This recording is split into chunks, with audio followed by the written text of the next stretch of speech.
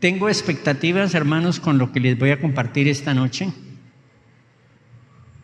Les dije que les iba a compartir acerca de el mover profético, acerca del el movimiento profético moderno. Y si usted le quiere poner un título al estudio, el título es lo de menos. Yo lo tengo en mis notas como los profetas modernos y sus profecías. Los profetas modernos y sus profecías. Y quiero empezar mostrándoles un video de uno de los pastores más connotados de los Estados Unidos, de uno de las iglesias más grandes de los Estados Unidos, se llama la Iglesia Rey de Reyes. Leí yo, o vi, creo que vi en una conferencia en YouTube, que a esa iglesia de Rey de Reyes de vez en cuando asistía el presidente Trump. Esa es una iglesia de personalidades en Estados Unidos, de gente muy pudiente, muy adinerada. Es una iglesia muy poderosa. Dicen que es la más grande, pues es la más grande de los Estados Unidos. Voy a presentarles un video que sin duda usted también se va a sorprender al verlo. Pues porque nosotros estamos viviendo un tiempo de mucho engaño religioso. Y yo sí les quiero advertir a ustedes de eso, y de eso se trata, hermanos, el estudio que vamos a hacer acerca de los profetas,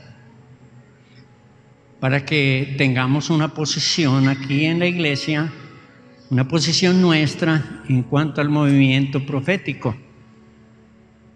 Y lo de los apóstoles lo dejamos para después. ¿Tienen listo el video, por favor? Ahí está. Miren esa profecía. Y la razón que hay esa atmósfera es porque hay mucha expectativa en el pueblo por lo que Dios va a hacer en el próximo 2020, por lo que Dios va a hacer en la próxima década. Dile a que está al lado, la cara de guanajo que yo tenía ya se me fue. El Señor me habló y el Señor me dijo: hijo, no es simplemente un nuevo año, es una nueva década. Y en esta nueva década yo voy a hacer cosas diferentes, distintas de todo lo que he hecho en muchos años. La expectación es esperar que algo bueno y grande viene para nosotros. Y una de las formas que Dios nos habla es a través de los números. El número 20, el próximo año, por aquellos que no están medio perdiditos y no saben qué año estamos, en un par de semanas vamos a entrar en el año 2020. 2020. Dios habla por los números. Y el número 20 representa proféticamente, representa, oído, redención.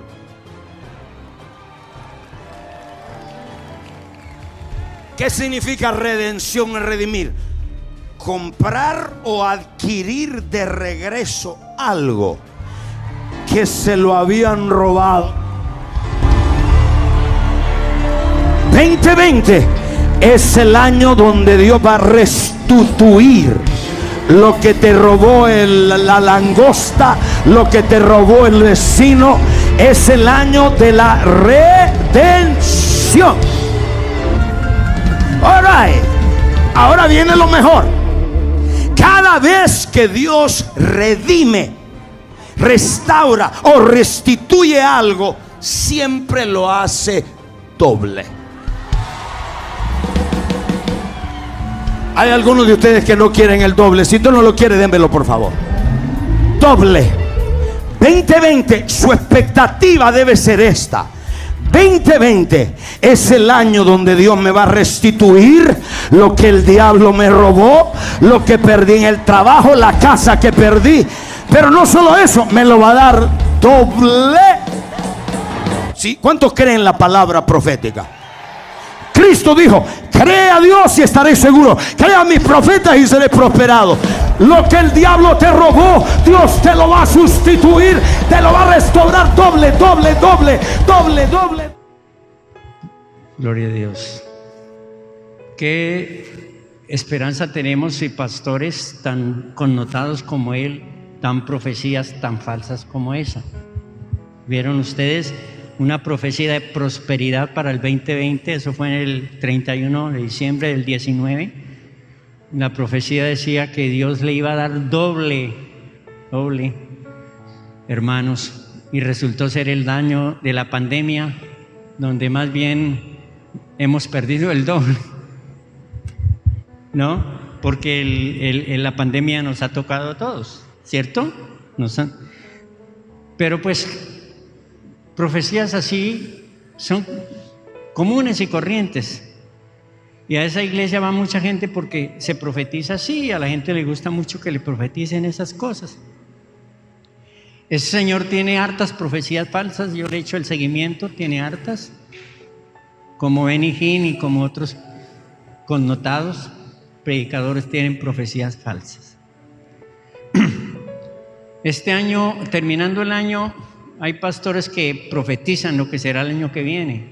Hay uno que se llama Ronnie Chávez y él tiene algo que se llama la guía profética y ya tiene lista la guía profética para el año 21, para el 2021. Y la guía profética de Ronnie Chávez dice: ¿cómo es que la iglesia se va a mover en el 2021? La guía profética de Ronnie Chávez. Es decir, ya no es lo que dice la Biblia que tiene que hacer la iglesia, sino lo que dice la guía profética de Ronnie Chávez. O sea, una locura, ¿cierto? A los que entendemos que la única autoridad de dirección es la Biblia, la palabra de Dios. Pero hermanos, yo empiezo compartiéndoles a ustedes que hay movimientos que llegan a la iglesia y que inicialmente son movimientos hasta buenos, que bendicen la iglesia, pero con el tiempo se extremizan, se exageran y terminan pervirtiéndose ese movimiento. Por lo menos yo, mientras soy cristiano, soy consciente de tres. El primer movimiento es el mover del Espíritu Santo, el movimiento del Espíritu Santo con el bautismo del Espíritu Santo y con los dones del Espíritu Santo y todo eso. Cuando yo me convertí al Señor, estaba en auge el movimiento del Espíritu Santo, el mover pentecostal del Espíritu Santo. Y si usted quiere saber un poquito sobre el origen de ese mover, debe leer lo que sucedió en la calle Azusa, en Estados Unidos, con un pastor africano, de origen africano, norteamericano de origen africano. Como en esa iglesia, en un culto normal, de repente alguien empezó a hablar en lenguas y luego otro, y el culto se extendió y en fin, y hubo un avivamiento bonito. Y después otras iglesias empezaron a tener ese avivamiento. Inicialmente fue un avivamiento bonito. Y de ahí salieron cosas bonitas y salieron misioneros y en fin. Pero por la falta de conocimiento bíblico y de estudio bíblico, entonces también se empezó a cometer muchos errores y a torcer ese mover. Un día yo voy a una reunión de pastores con mi pastor, siendo yo un jovencito, ya terminando la adolescencia, y mi pastor me empezó a involucrar en el ministerio, y entonces empezó a llevarme a las reuniones de pastores. Y mi pastor era muy sabio, hermanos. Y fuimos a esa reunión, invitaron a un predicador judío, se llama Costa Dale. He estado leyendo un poquito de Costa Dale y he visto que él ha venido torciéndose en la doctrina, lamentablemente. Y entonces, en ese culto, hubo una explosión de lenguas. Y hubo una administración donde a la gente se le imponían las manos y la gente hablaba en lenguas y hubo llanto y una manifestación tremenda. Y yo quedé muy impactado, porque en la iglesia donde yo asistía, pues mi pastor era muy prudente con esas cosas, aunque en esa iglesia yo estaba en Zipaquirá con mi pastor, ahí una que otra vez había lenguas, había interpretación, funcionaban los dones de manera ordenada en esa iglesia. Y cuando yo salgo como de esa explosión así aparente de avivamiento y de lenguas y de gritos y de risas y de llanto entonces yo le digo a mi pastor: bonito pastor, que estoy emocionado. Y él de manera parca me dice: no es tan bonito. Yo le dije: ¿por qué? Me dice: porque las lenguas están mal utilizadas. Y empezó y me llevó, se sentó conmigo y me llevó a 1 Corintios capítulo 12 y me dice: hay unas normas en 1 Corintios 14 de cómo usar las lenguas, en fin. Y este predicador pasó a otro país ilegalmente y de repente empezó a hablar en lenguas y hablando el idioma de ese país que él no conocía. Entonces todo el tiempo empezó a hablar en lenguas en el idioma de ese país, decía él, y consiguió compartir el evangelio. Bueno, entonces mi pastor me dijo: eso que él contó es una fábula, suena muy fantástico, y si así lo hizo, pues no lo hizo en el orden de Dios, porque pasó ilegalmente a ese país. O sea, no es cierto lo que él contó, así parezca muy impresionante. Entonces a mí me nació en el corazón, me quedó en el corazón la espinita de que no podemos recibir todo lo que vemos, así parezca bonito, sino que aquí hay que ponerle discernimiento. Aquí hay que entender qué cosas es de Dios, así parezcan bonitas, y cuáles no son de Dios. Y el segundo movimiento del que yo soy testigo es el movimiento de alabanza y adoración. Igualmente fue un movimiento.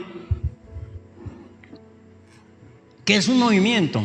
Bueno, lo definen, digamos, los predicadores de estos movimientos lo definen como una ola de Dios, que llega a la iglesia. Ronnie Chávez dice: Dios se mueve con olas de poder, con olas de su espíritu, y llega a la iglesia. Pero no tiene citas bíblicas, no tiene pasajes bíblicos que respalden eso. Ustedes vieron, este señor dice que el 2020 es el número de la redención, pero ¿dónde dice eso? ¿En qué pasaje de la Biblia dice eso? Que lo muestre, si eso es así. Amén, hermanos. Amén. Por lo menos a mí no me va a engañar diciendo que el 20 es número de redención. Y hermano, igualmente el movimiento de alabanza y adoración empezó bonito. Pero cuando llega un movimiento en la iglesia, lo que la iglesia hace es que se mete en ese movimiento y no hay otra verdad más que esa. Y entonces todo el tiempo en las iglesias era alabanza y adoración, todas las predicaciones, todos los predicadores invitados, todo era así, en una exageración de una verdad, olvidando otras verdades de las Escrituras.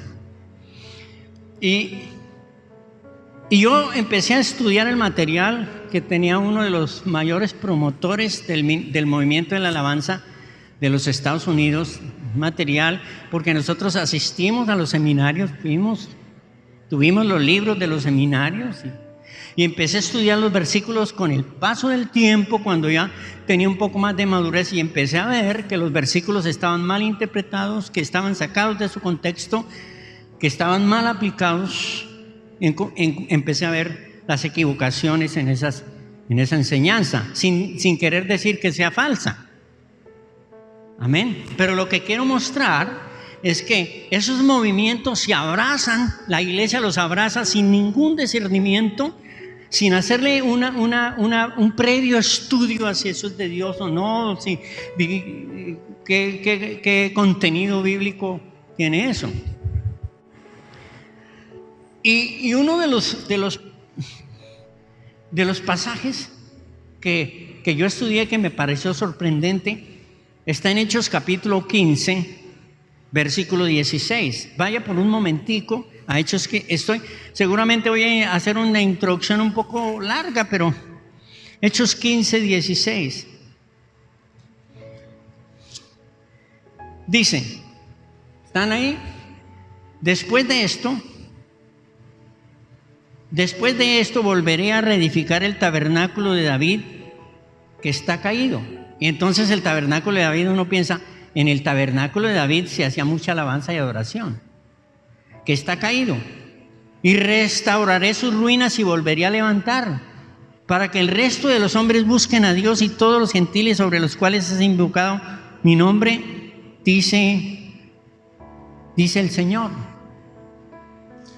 Y hermanos, si usted estudia el pasaje no habla absolutamente nada de alabanza. Si usted mira el contexto, absolutamente nada. En ese pasaje está tocando, se hizo un concilio.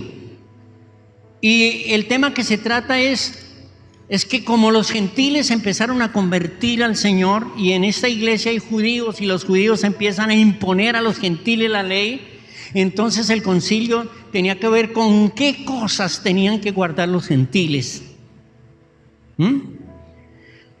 Y el pasaje de manera general tendría uno que interpretarlo en que los judíos tienen que arrepentirse y que los gentiles reciben al Señor en su corazón y que el evangelio se extiende hasta ellos. Mire el versículo que dice, el versículo 18, dice el Señor que hace conocer todos estos de tiempos antiguos. Versículo, por lo cual yo juzgo que no se inquiete a los gentiles que se convierten a Dios, sino que se escriba que se aparten de contaminación de ídolos y de fornicación, de ahogado y de sangre.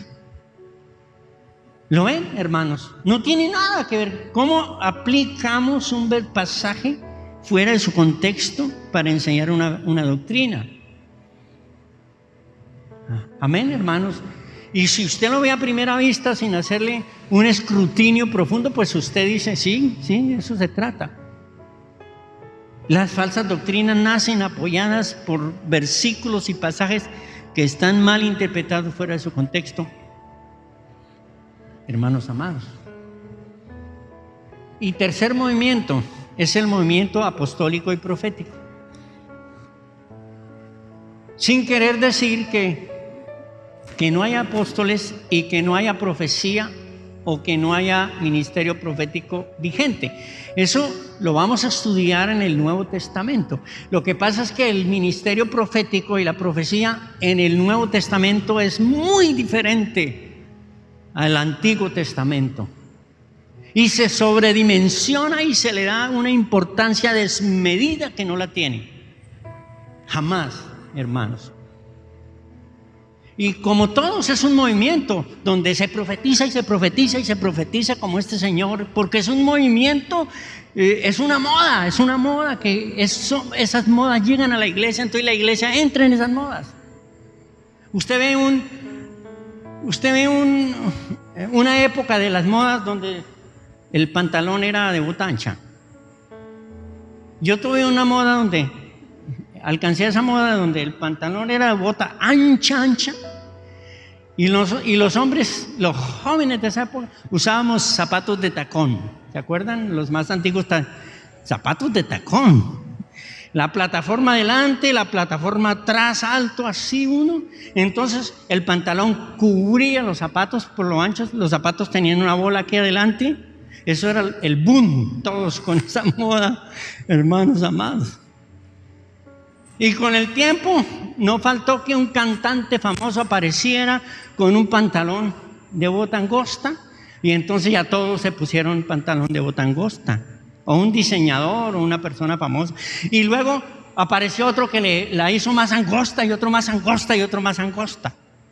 Y luego otro ya le hizo angosta y descaderada y entonces se fue tergiversando la moda. Así son los movimientos. Así son, hermanos. Y este movimiento apostólico y profético tiene una teología y tiene una doctrina. Y uno de los versículos en cuales ellos se basan es en Hechos 3:25. ¿Lo puede ver conmigo? Hechos 3:25. Dice: vosotros, Hechos 3:21, dice, 20 dice, y Él envía a Jesucristo que es antes anunciado, a quien de cierto es necesario que el cielo reciba hasta los tiempos de la restauración de todas las cosas, de las cuales habló Dios por boca de sus santos profetas, que han sido desde tiempos antiguos. Entonces, este movimiento dice, es que el mover del Espíritu Santo es una verdad que tiene que ser restaurada, ya se restauró. Es que la alabanza es otra verdad que tiene que ser restaurada, ya se restauró. Es que ahora el movimiento profético es una verdad que tiene que ser restaurada, ya se restauró. Entonces Dios está restaurando esas verdades. El pasaje de la Biblia, este pasaje no habla de restaurar esas verdades. Hermanos, este pasaje de la Biblia habla, este se refiere a Amós capítulo 9. Si usted lo ve en Amós capítulo 9, versículo 16 en adelante, habla de la restauración de Israel. Este pasaje tiene que ver con Israel y tiene que ver con restaurar en Israel verdades. Lo primero que tiene que restaurar es que va a traer salvación a Israel y que Israel se va a convertir al Señor, y con eso va a restaurar otras verdades sobre eso. Eso no tiene nada que ver, hermanos, amados, con esos movimientos y que se diga que es palabra de Dios porque se están restaurando. Miren, hermanos, algunas consideraciones sobre el movimiento profético. Algunas consideraciones. Vuelvo a repetir, en el Nuevo Testamento la Biblia nos muestra que está vigente, y les voy a mostrar a ustedes el ministerio profético y la profecía. De muy poca importancia le da el Nuevo Testamento a eso, la verdad. Y lo vamos a mirar. Y yo tengo todos los versículos del Nuevo Testamento que hablan de la parte profética. Los tengo todos, ya los he estudiado.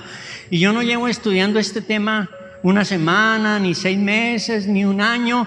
Llevo años. Porque cuando yo empieza el movimiento apostólico a entrar en la iglesia, yo lo vi extraño.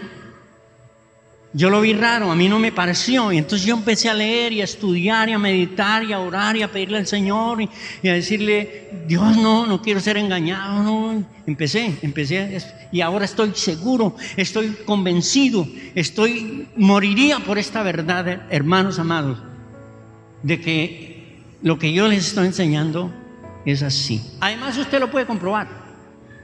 ¿Sabe cómo lo comprueba? Yendo a estudiar los pasajes que yo le voy a compartir. Entonces usted quiere una guía de estudio, nosotros le damos una guía de estudio, le damos comentarios, y usted mismo por su cuenta se cerciora si lo que decimos es así o no.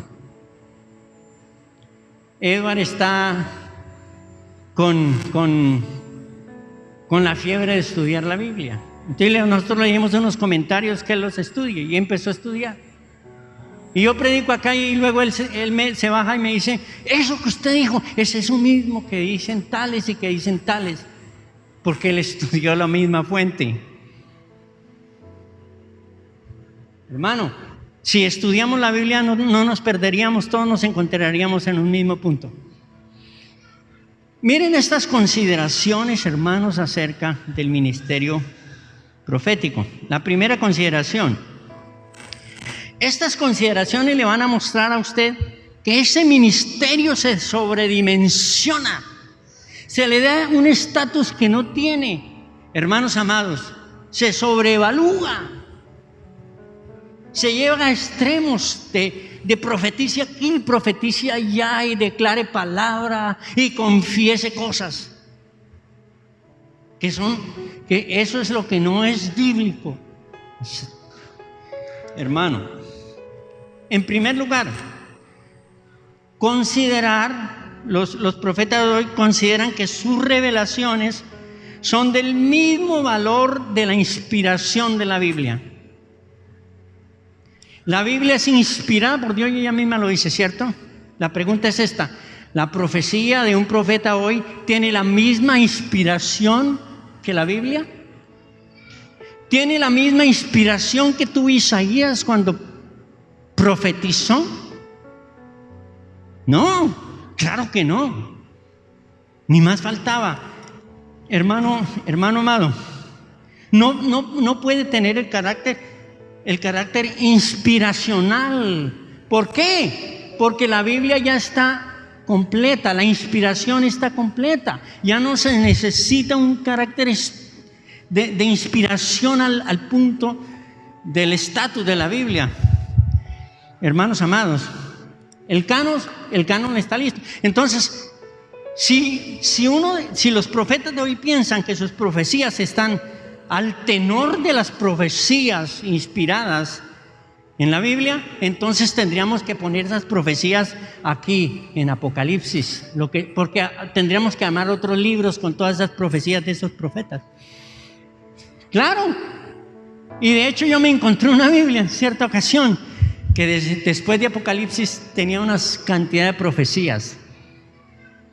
La vi muy gorda y la miré y dije, profecía número 1, y todo el relato profético dada por el apóstol tal, profecía número 2 para tal y tal, y todas esas profecías ahí, oye, como si fueran inspiradas al mismo tenor de la palabra del Señor.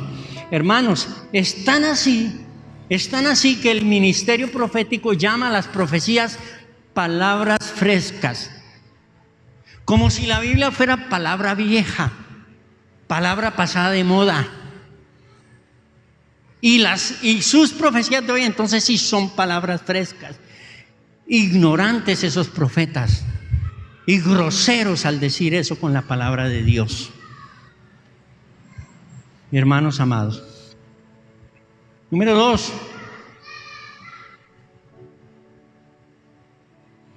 creer que los profetas de hoy están a la par o al mismo nivel o al mismo estatus de los profetas del Antiguo Testamento. Es decir, el profeta de hoy, el que profetiza hoy, entonces es igual que Isaías, es igual que Jeremías, es igual que Ezequiel. ¿Es verdad eso? ¿Lo podemos ver como eso? Hermanos, miren, los profetas del Antiguo Testamento son únicos. Nunca más, después de Juan o Cristo, nunca más, ni en el Nuevo Testamento, hubo profetas de la envergadura de los profetas del Antiguo Testamento. No los hubo. Y el que pretenda ser un profeta de la envergadura de los profetas del Antiguo Testamento, yo le consideraría un profeta falso y pretencioso. Amén, mi hermano. Número 3. En el mundo profético hay varios profetas reconocidos, como Ronnie Chávez, por ejemplo, o como Bill Hamon. Bill Hamon es un profeta reconocido, ¿no? Como Marilyn Monroe, por ejemplo. Bill Hamon dice, usted puede buscar en internet los escritos de Bill Hamon, que él ha escrito libros. Lo que él escribe no tiene citas bíblicas, así que es basura leer lo que él escribe. Pero bueno, porque para mí un postulado teológico que no tenga un respaldo bíblico es basura, hermano. Entonces, mire, él dice, antes de la segunda venida de Cristo, se va a levantar en una ola profética, se va a levantar una coalición profética que va, una compañía profética que va a preparar el camino de la segunda venida de Cristo. Así como se levantó Juan el Bautista y preparó la primera venida de Cristo, así una coalición profética se va a levantar para la segunda venida de Cristo. Es decir, no hay rapto, anula el rapto y de una vez entra en el reino, en el milenio. Y de hecho esa doctrina es falsa, se llama el reino ahora. Hermano amado, ahora, ¿dónde en la Biblia dice que antes de la segunda venida de Cristo se tiene que levantar una compañía de profetas que preparen el camino? ¿Dónde? Señor Bill Hammond, dígame dónde. Amén. Número 4. Estamos hablando de algunas cosas antes de entrar a estudiar y examinar los pasajes, hermanos. Número 4. La devoción extraña, exagerada y la dependencia que se expresa ante aquellos profetas.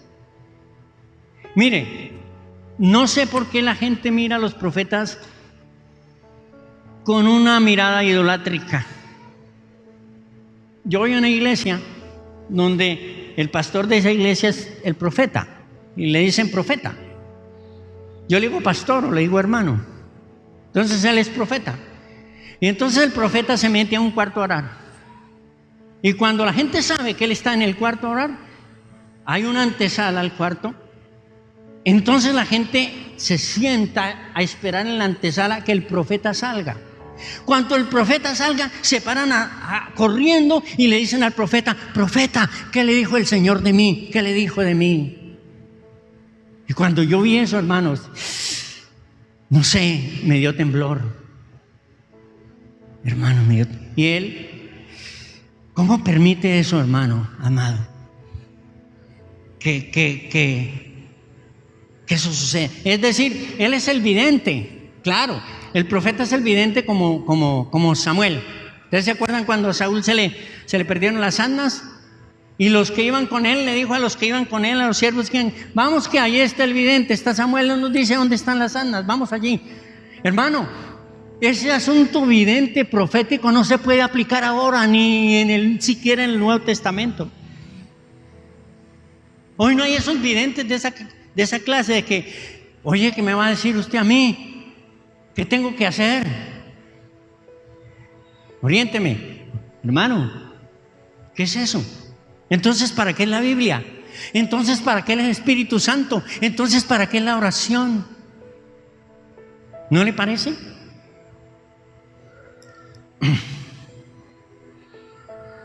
Número 5.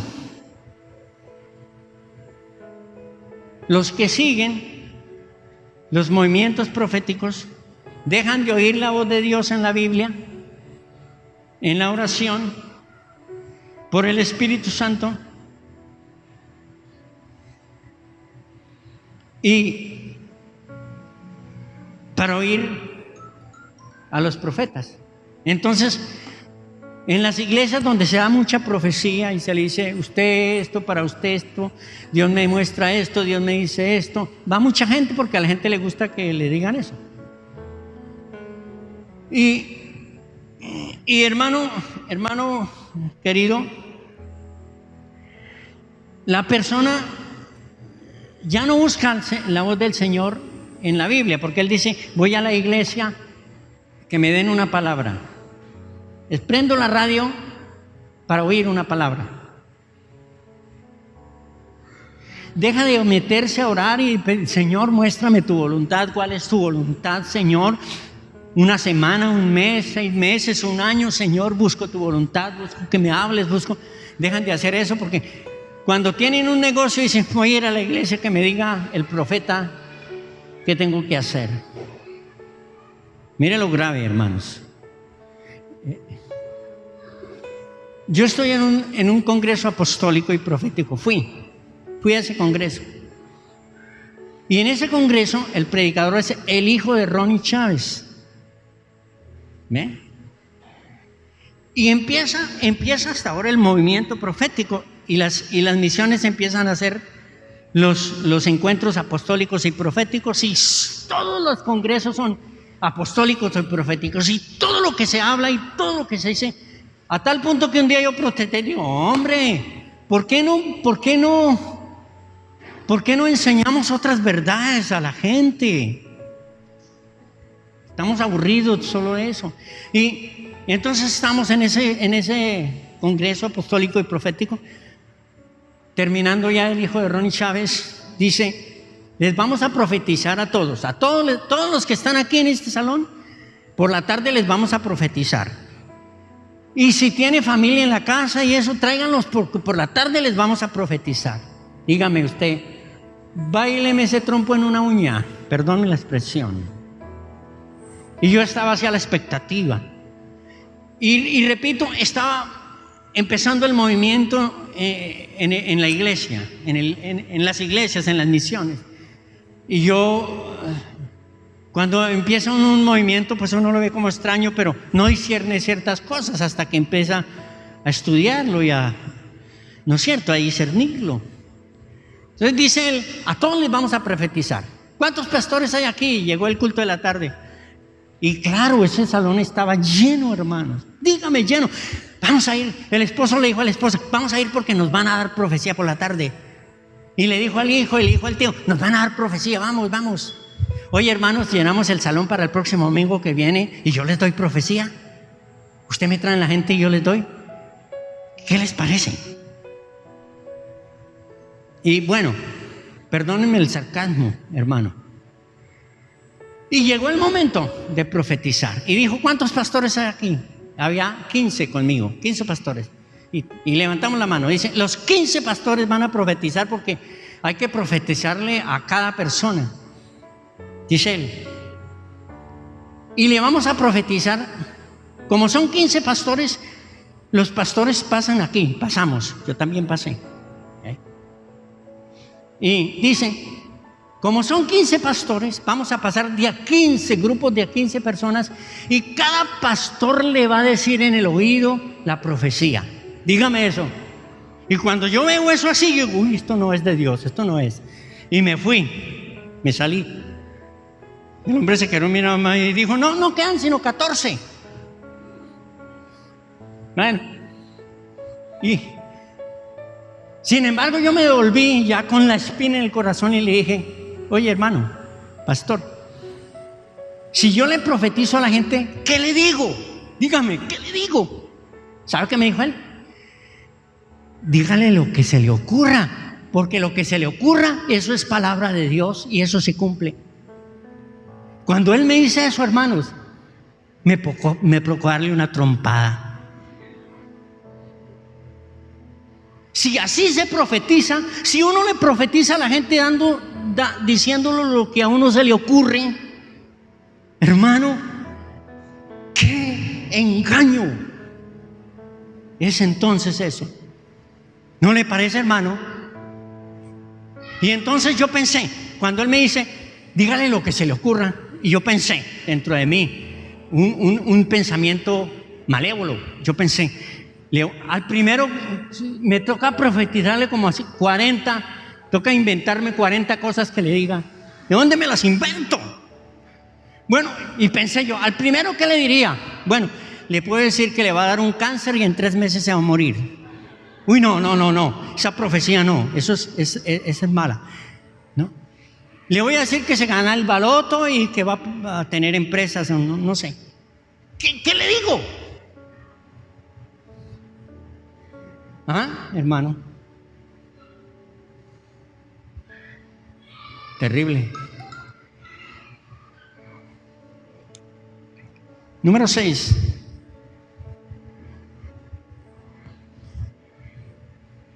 A la gente le gusta que les adivinen el futuro. Hay iglesias donde les falta tener una bola de cristal o aprender a leer la mano para que les diga qué les va a pasar en el futuro. Dejan de enseñar la Biblia, que es palabra profética segura, por entrar en esas tonterías que no dejan de ser en algunas casas diabólicas, hermanos.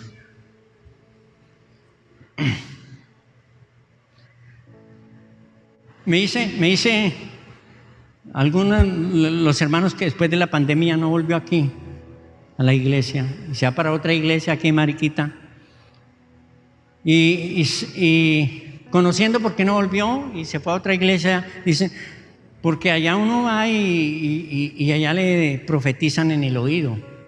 No es la ministerial de Jesucristo, es una de las iglesias que está en la unidad de pastores, para que vea usted. Mis hermanos, a la gente le gusta eso, le gusta que le adivinen el futuro, que le digan qué le va a pasar. Sin embargo, un componente de la profecía es la predicción. Pero en la Biblia la predicción en el material profético solo ocupa el 8%, solo el 8%. Y la iglesia de hoy define profecía como predicción. Y los profetas de hoy entienden profecía como predicción, es decir, profetizar el futuro, adivinar el futuro. Y todos los movimientos proféticos de hoy y los que profetizan, como este señor que profetiza para el 2020, profetizan prediciendo el futuro, cuando profecía no es, y el 92% no es predicción, hermano.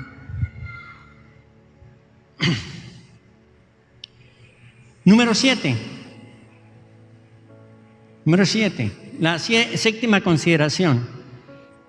Es verdad que hay profecías verdaderas, pero hay profecías falsas.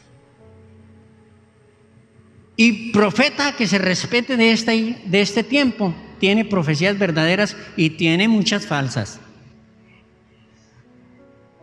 Y yo le he hecho el seguimiento, como le digo, a grandes profetas. Entonces, cuando un profeta le profetiza a usted y se le cumple, sí, pero le vuelve a profetizar y no se le cumple, y le va a profetizar la tercera vez y usted dice, ¿será verdad? ¿Cómo cree uno cuando unas se cumplen y otras no? ¿Dónde se fue el espíritu de revelación en esa entonces? Mire, hermanos, número 8, y con eso termino la introducción.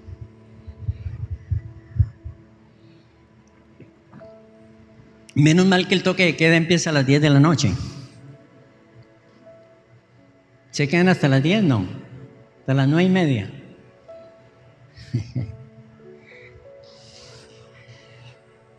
Mire, hermanitos. Número 8.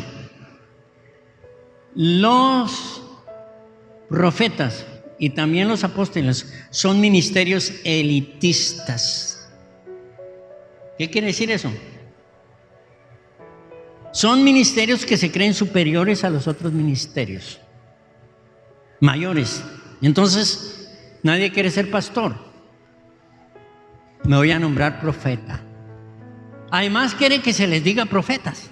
Ellos necesitan que se les digan profetas, porque, pues, hombre, este es un ministerio elitista, mayor a los demás. Pastor, no. ¿Usted qué es? Pastor. No, pastor, no más pastor.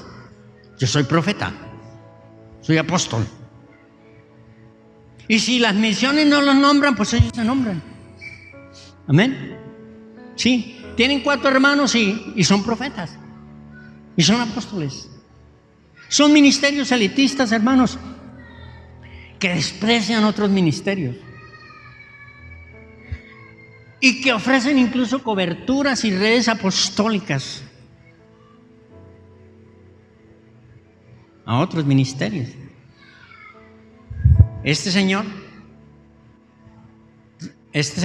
de Maldonado es la cobertura apostólica de Manantial. ¿Sabían ustedes? Es la cobertura apostólica. Y la esposa de este señor de Maldonado, ¿cómo es que se llama? Pues venía a ministrar seminarios a mujeres.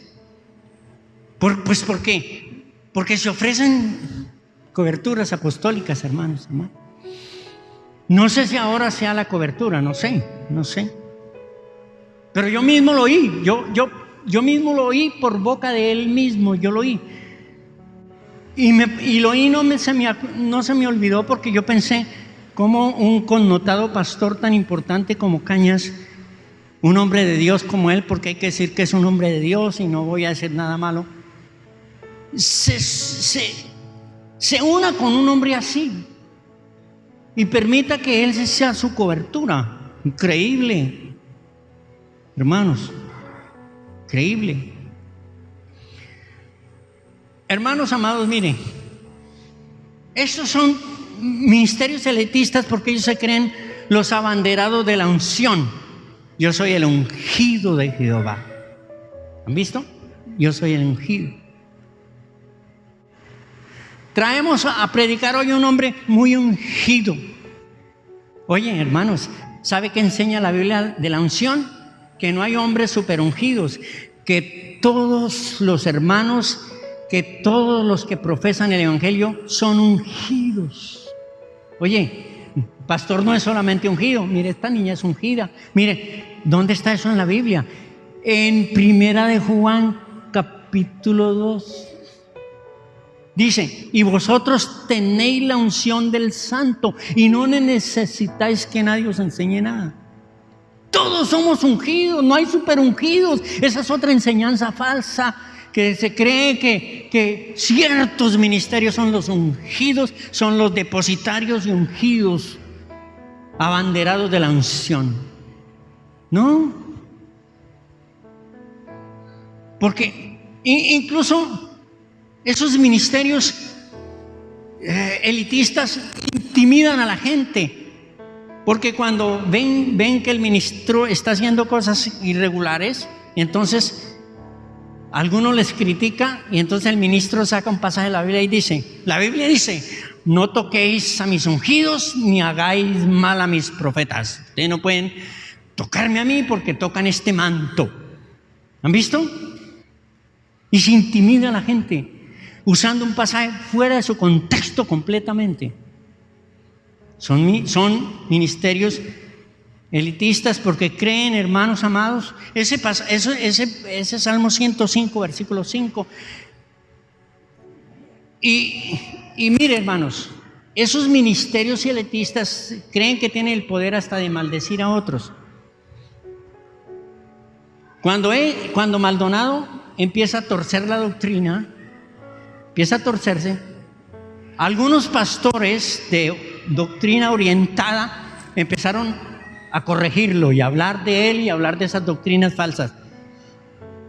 Y en un culto, yo lo vi, en un culto se paró y dijo: voy a usar un poder que como apóstol tengo, que no lo he usado, pero lo voy a usar ahora, porque voy a maldecir a todos mis contradictores. Así dijo, mírenlo en internet, los voy a maldecir. Y desde el púlpito los maldijo a todos los que estaban criticando sus enseñanzas. Hermano amado, nosotros tenemos que discernir las enseñanzas, y las que son falsas tenemos que decirle son falsas. Y si hay un ministro que las está enseñando, tenemos que decirle: señor ministro, sus enseñanzas son falsas, gústele o no le guste. Y eso no está mal hacerlo, es correcto, es más, debemos hacerlo, hermanos. Amén, hermanos. Gloria a Dios.